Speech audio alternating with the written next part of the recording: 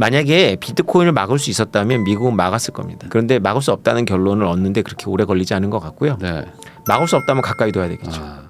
또 요즘에 또 비트코인이 또 이렇게 갑자기 또 확 올라가니까 네. 이게 그러면 안 되지만 원래 이제 가격이 좀 낮을 때 관심을 가져서 올라가면은 뭐 이렇게 좀 이걸 팔아야 되나 뭐 이런 걸 걱정을 해야지 사실 좋은 건데 오르면 이제 그때 사고 싶어 하는 분들이 네. 많아가지고 도대체 지금 어떻게 되는 건지 한번 여쭤보려고 제가 모셨습니다. 저도 뭐 개인적으로 어떻게 좀 관심도 좀 있고요. 최근에 비트코인 가격이 좀 상당히 좀 가파르게 오른 것 같아요. 혹시 이 이유가 뭔가요?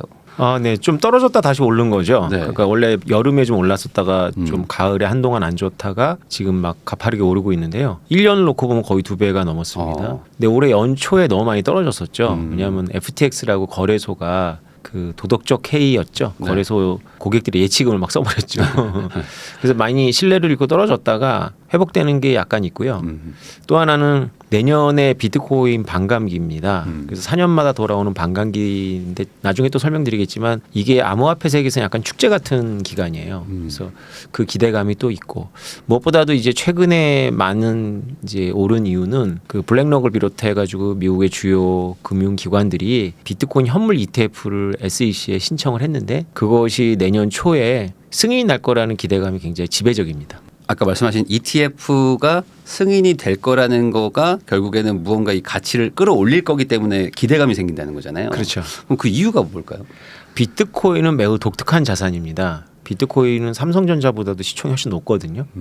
그럼에도 불구하고 언제 없어질지 모른다라는 그런 사람들의 생각이 대다수를 이루고 있습니다. 아마도 이 독자분들도 이제 그런 생각을 많이 하실 텐데요. 네. 언제 저게 망해도 이상하지 않을 것 같잖아요. 네. 근데 만약에 망할 거면 미국이 그런 퇴직연금이나 이런 것들을 관리하는 데서 비트코인 상장지수 펀드를 출시할 리가 없다라고 생각을 하겠죠. 그거를 또 미국의 증권거래위원회가 승인할 리도 없다라고 생각을 할 텐데 네. 만약에 승인이 난다면 다른 나라도 아니고 미국의 금융감독기관이 결국 비트코인 파생 상품을 승인해 준다면 사람들은 이렇게 생각하겠죠. 비트코인 없어지는 게 아니구나.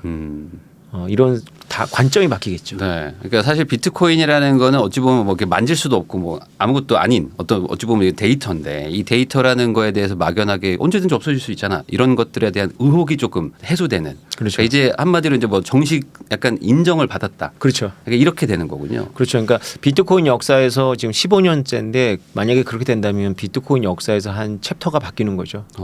근데 이렇게 된다는 얘기는 그러면 지금은 그런 좀 불안감이 있기 때문에 아까 말씀하신 어떤 뭐 기관이든 뭐 이런 데서 들어가지 못했다면 이제는 조금 더 마음 편하게 들어오니까 한마디로 자금 유입이 더 돼서 뭔가 이렇게 올라갈 것이다. 이런 기대감이 있는 건가요? 그렇죠. 자금 유입도 많이 되겠죠. 근데 자금 유입의 질이 좀 바뀔 겁니다. 네. 지금은 그냥 개인들이 좀 모험적인 개인들이 이거 한번 사둘까 뭐 이런 개인들이 많았다면 네.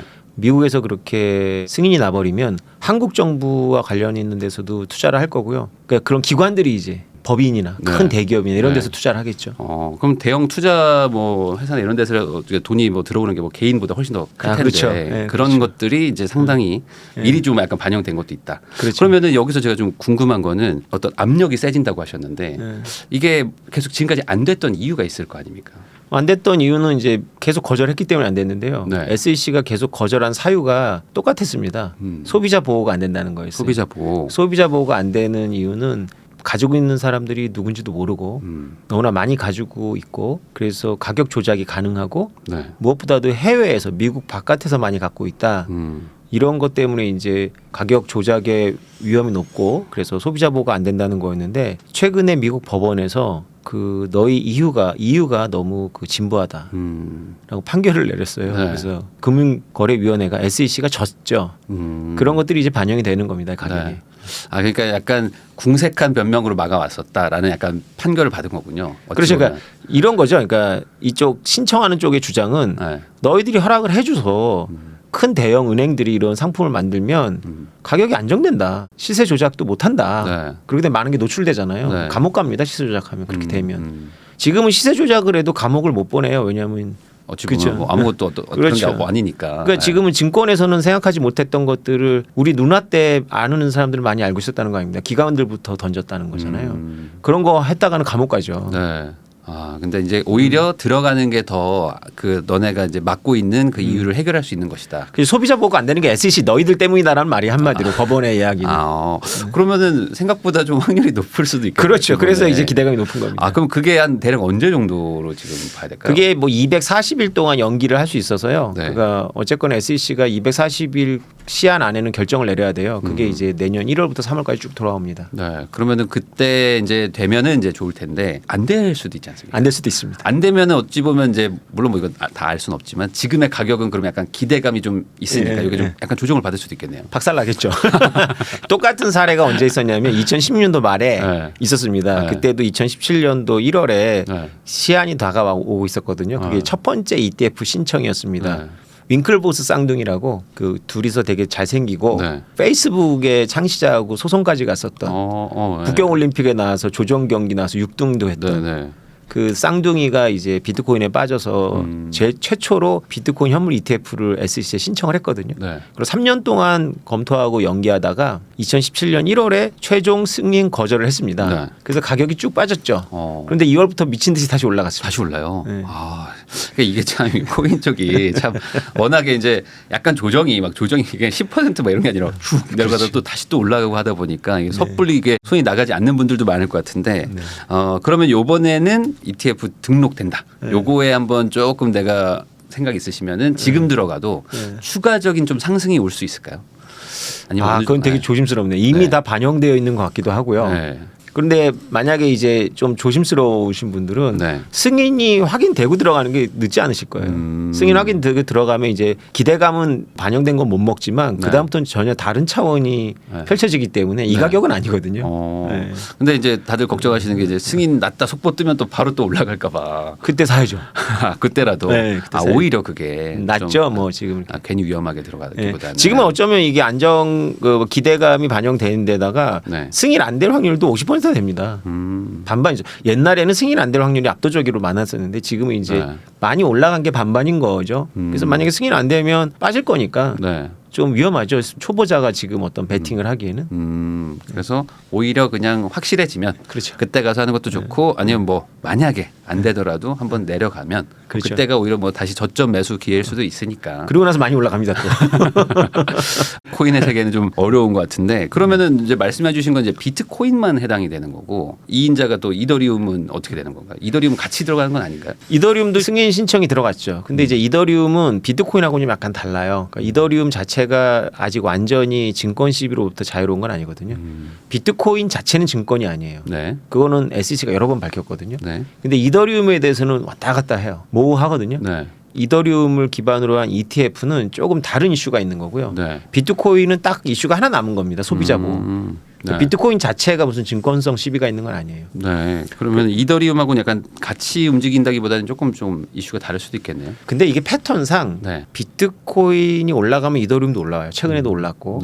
올해 비트코인이 2배가 넘었는데 이더리움은 2배가 약간 안 되게 올랐어요.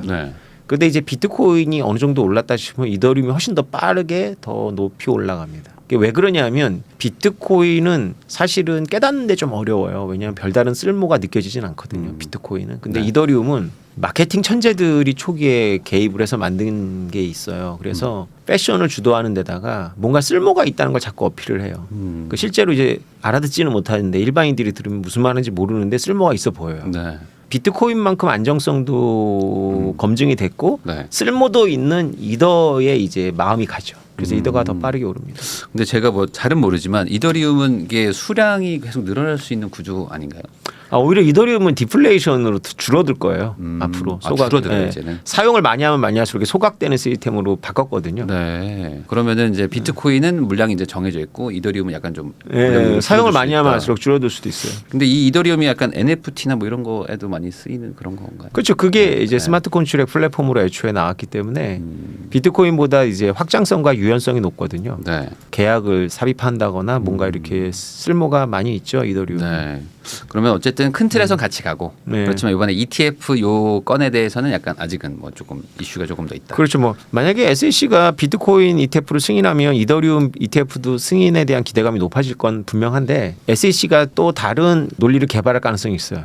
이더리움 ETF의 거절 사유에 대해서는. 네. 아 그러면은 결과적으로 이제 말씀해주신 거를 들어보면은 미국에서 뭐랄까요, 뭐 기존의 어떤 체계가 이걸 받아들이는 거. 그리고 받아들이지 않는 거 이거에 대한 어떤 뭐 분쟁이 이제 받아들이는 쪽으로 가는 것 같기는 한데 그렇죠. 이렇게 하는 거는 미국 입장에서는 좀 부담스러운 일 아닌가요? 발권력이라든지 뭐 이렇게 통화에 대한 그런 거를 내가 놓치게 되는 거기 때문에 미국이 가만 안 둔다 막 이런 얘기를 막 했던 분들이 많았었는데 그렇죠. 예, 이거는 어떻게 생각을 해야 되는 건지. 그래서 쉽지 않은 생각을 해야 되는 거죠. 저는 사실 개인적으로 10년 전에 비트코인을 발견하고 제일 네. 먼저 공부했던 분야가 자금 세탁을 공부하기 시작했습니다. 자금 세탁. 왜냐하면 저도 공부를 해온 분야이기 때문에 네. 이걸 미국이 가만두지 않을 거다라는 생각은 누구나 할 수 있어요. 공부를 조금만 하면. 음. 그러면 이제 미국이 어떻게 나오냐에 대해서 관심을 가지려면 자금 세탁을 봐야 됩니다. 미국은 결국 이거를 자금 세탁으로 막을 가능성이 높았거든요. 네. 이건 이제 2014년도 이야기입니다. 네. 그래서 2014년도 11월에 우리나라에서 킨텍스에서 비트코인 국제 컨퍼런스가 열렸을 때 저도 연사였는데 그때 부탈릭 비테린이라고 이더리움 창시자 19살 그 청년이 한국에 처음 왔죠. 근데 제가 그때 예측한 대로 가고 있어요. 지금 네. 미국은 자금 세탁 때문에 비트코인을 포섭해야 됩니다. 오히려. 예. 네. 그런 말 있잖아요. 친구를 가까이 두고 적은 그렇죠. 또 적을 가까이 두고 친구를 멀리하라. 그러니까 친구는 가까이 적은 더 가까이. 아 그렇죠. 만약에 비트코인을 막을 수 있었다면 미국은 막았을 겁니다. 그런데 막을 수 없다는 결론을 얻는데 그렇게 오래 걸리지 않은 것 같고요. 네. 막을 수 없다면 가까이 둬야 되겠죠. 차라리 내 컨트롤 안에 두겠다. 전 세계 인터넷의 코어라고 할 수 있는 그 크라우드들이 네. 크라우드 서버들이 모여 있는 곳이 미국의 어디일까요? 모르겠네요. 보통 실리콘밸리를 쉽게 생각하죠. 네. 예, 근데 크라우드밸리라고 불리는 곳이 있습니다. 애슈번이라는 곳인데요. 네. 그게 워싱턴 DC 가까이 있습니다. 아. 전 세계 그러니까 우리가 카톡을 해도 그 네. 데이터가 미국을 갔다 올 수 있어요. 왜냐하면 인터넷의 토폴로지라 그래서 그 인터넷의 그 지리는 가까운 거리가 아니거든요. 네. 가장 효율적이고 빠르게 움직이는 그 동선이에요. 네. 그래서 늘 정해져 있는 게 아니지만 전 세계 인터넷의 트랜잭션의 70%가 네. 애슈번을 거칩니다. 거기 아마존 서버, 구글 서버 다 있어요. 네. 그거는 뭐 여러 가지 의미가 있을 것 같다는 좀 추측이 드네요. 그렇죠. 네. 인터넷을 찾아보면 거기가 뭐 정부 규제도 약하고 그다음에 전기료도 싸고 그런데 그게 이유가 아니에요. 네. 거기가 원래 다르파라고 인터넷을 처음 개발한 네. 미국 국방 고등 연구원이 있던 자리입니다. 네. 왜 돕겠습니까? 그러니까요. 뭔가 좀 데이터를 내가 이제 컨트롤할 수 있고 그렇죠. 약간 가까이 두고 전 세계 인터넷 트래픽의 70%가 네. 미국 국방부 옆을 지나간다고 생각하시면 되는 거예요. 그게 잘 알려지지 않은 건데 네. 생각해 보셔야죠. 네. 적이니까 가까이 두지 않겠습니까? 단순히 뭐 전기료 싸다고 거기에 두진 않았겠죠. 그렇죠. 아 그런 것처럼 비트코인도 이걸 막을 수 없다면 인터넷처럼 막을 수 없다면은 내 좀 컨트롤 안에 두고 그렇죠. 우리가 좀 이제 네. 제도권 안에서 보면서 그렇죠. 우리가 뭐 필요하면 약간의 컨트롤 작업도 좀 할 수 있는 그렇죠. 그런 것들을 생각을 하고 있다. 그래서 제가 10년 전부터 그걸 외친 겁니다. 제 주변 사람한테. 모두 하나같이 미국이 가만 안 둘 거라는 거예요. 그래서 네. 미국이 가만 안 둘 거는 안 둘 건데 중요한 거는 미국이 어떻게 할 수가 없다. 미국이 어떻게 할 수가 없다면 미국은 결국 이걸 포용하려고 할 거다. 그래서 적극적으로 끌어안는 게 유일한 대안이다. 네. 적극적으로 ETF 같은 거를 허가해서 ETF가 허가되면 무슨 일이 벌어지냐면 제 비트코인이 제가 소유하는 게 아니라 기관이 소유하는 거거든요. 저는 네. 그거에 이제 등락에 따라서 이득을 얻거나 손실을 보는 거고 네. 저 대신 기관들이 관리를 해요. 네, 네. 그거 가지고 걔네들이 뭐 공매도 하고 별짓 다 할 수 있습니다. 그렇지만 어쨌든 이제 기관을 내가 컨트롤할 수 있으니까 조금 더 쉬우니까 미국 뭐 입장에서는 그럼요. 약간 그리고 그런 비트코인은 식으로. 서로 연결되어 있는 지갑끼리 움직이기 때문에 비트코인의 전체 60%는 다 그러니까 미국 정부가 다 들여다볼 수 있는 거예요. 아 그러면은 이제 돈이 어디로 움직이고 있는지 그렇죠. 이런 것들까지 다 볼 수 있으니까 네. 아 그러면은 다시 한번 좀 기대감이 좀 더 생기네요. 뭐 허가가 날 것 같다는. 상당히 설득력 있죠. 이 얘기가. 그리고 제가 지금 이거를 그 떠드는 게 지금이 아니라 10년 전에 떠들었고 네. 최근에 바이낸스의 네. 세계 최대의 거래소 바이낸스 중국계 캐나다인이거든요. 네. 그 세계 최고의 거래소였는데 그 주인장이 결국은 미국 수사기관에 네. 형량 거래를 해서 내년에 18개월 동안 감옥 갑니다. 아뭐 벌금도 내고 막 엄청 벌금도 몇 조 내고요. 네네네. 감옥 안 가는 게 아니라 감옥을 18개월이나 가야 돼요. 가요. 이유가 뭔지 아세요? 뭔가요? 그 거래소에서 하마스가 자금 세탁을 했대요. 아 그러면 네. 그 거래소가 얼마나 큰데 네. 그 회장이 그 거래되는 거 보고 있습니까? 볼 리가 없잖아요. 그렇죠. 그것 때문에 감옥 가요. 아 그게 자금 세탁이라는 겁니다. 네. 무시무시합니다. 자금 세탁은 제가 비트코인 업계에 처음에 들어왔을 때 사람들이 비트코인이 정부 눈에 안 보인다고 마음껏 할 수 있다고 착각을 하더라고요. 그래서 제가 자금 세탁을 왜 강조했냐면 자금 세탁은 두 가지 민법 원칙이 통하지 않아요. 하나가 선의의 무지. 선의의 무지가 통하지 않습니다. 이번에 창펑짜오 그 바이낸스 회장이 올랐다가 안 되는군요. 나 선의의 무지였다. 안 돼요. 두 번째는 선의의 제3자도 보호 안 해줍니다. 작물을 두 번쯤 건너서 나는 성실하게 내가 번 돈으로 그 작물을 자금 세탁의 대상이 된 작물을 내가 갔잖아요. 네. 몰수당합니다. 상당히 강력한 거네요. 와 장난이 아니죠. 어찌 보면 좀 아까 억울할 수도 있겠지만 다 억울하죠. 네. 다 억울한데 그래서 비트코인 세계에서는 이 자금 세탁 때문에 다 형량 거래로 원래 20년인데 유죄 인정하면 1년만 갔다 옵니다.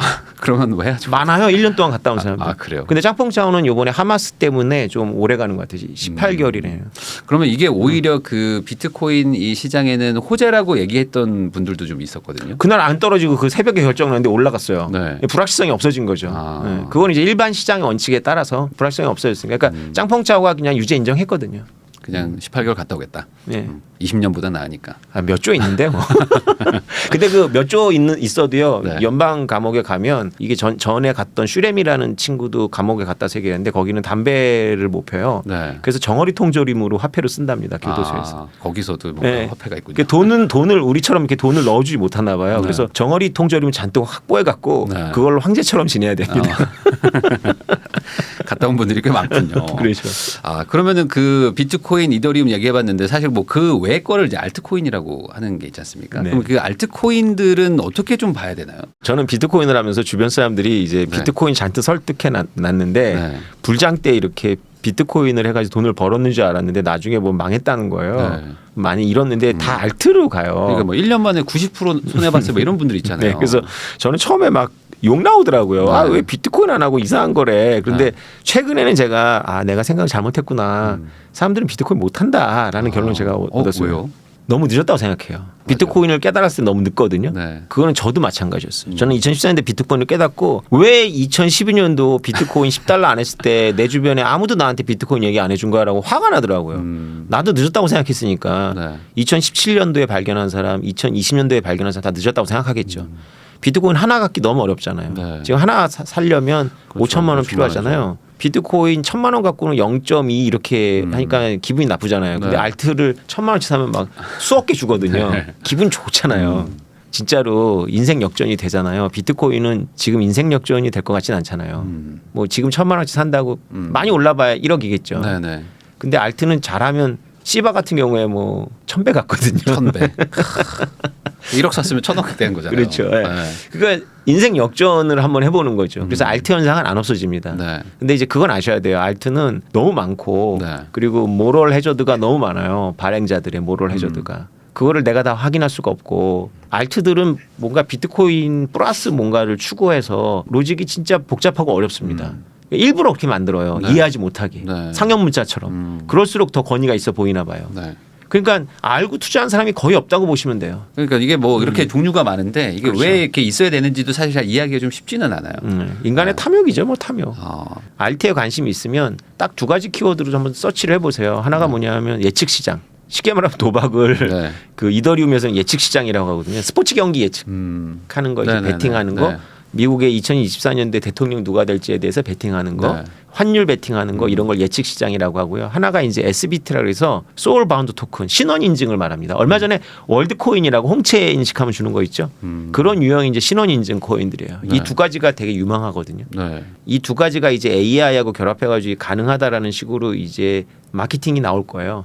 그럼 이게 맞고 틀리고는 별로 중요하지 않아요. 그냥 넣었다가 올라가면 중간에 나오면 되니까. 빨리 빠지면 돼요. 다 그렇게 생각하니까. 네. 이 현실성 있는 거 중요하지 않습니다. 원래 비탈릭 비테린이 미는 개념들이 현실성은 별로 없어요. 그냥 패션은 주도하는데 그것이 우리들의 지구를 지금 별로 바꾼 게 없어요. 냉혹하게 말하자면. 네. 그러면 아까 말씀하신 알트코인 중에서는 예측 시장이랑 SBT. 네, 신원 인증 관련한 것들을 잘 찾으셔가지고 네. 거기 아마 또 AI가 뭐 이렇게 섞여서 뭔가 좀 섞이기 그렇다 시작하면. 마케팅이 될 거예요. 그 셀럽들이 떠들고. 이렇게 해가지고 이 코인들이 이제 앞으로 AI가 적용되면 뭐 이제 뜬다. 그렇게 엮어가지고. 그 현실성은 따지지 마시고 네. 나보다 빨리 한 10만 원만. 10만 원만. 인생 역전하고 싶으면 한 100만 원만. 그리고 이제 목표한 액수가 되면 가차 없이 네. 예. 하긴 그런 것들이 이제 뭐 날라가봐야 100만 원이고 만약에 올라가면 막 아까 말씀하신 대로 몇 억 돼요. 수십 배가 막 돼버릴 수도 몇 억 있으니까 돼요. 그렇게 제 주변에서도 봤어요. 판단하고 오히려 하는 게 좋은데 보통 사람들은 그냥 특별하게 좀 올라간다 싶으면 그냥 거기 알트코인에 막 몰빵해가지고 잃어버리니까 그렇게 하지 말고 이미 뜬 건 하지 말자. 아, 이미 뜰었을 때는 이제 힘들다.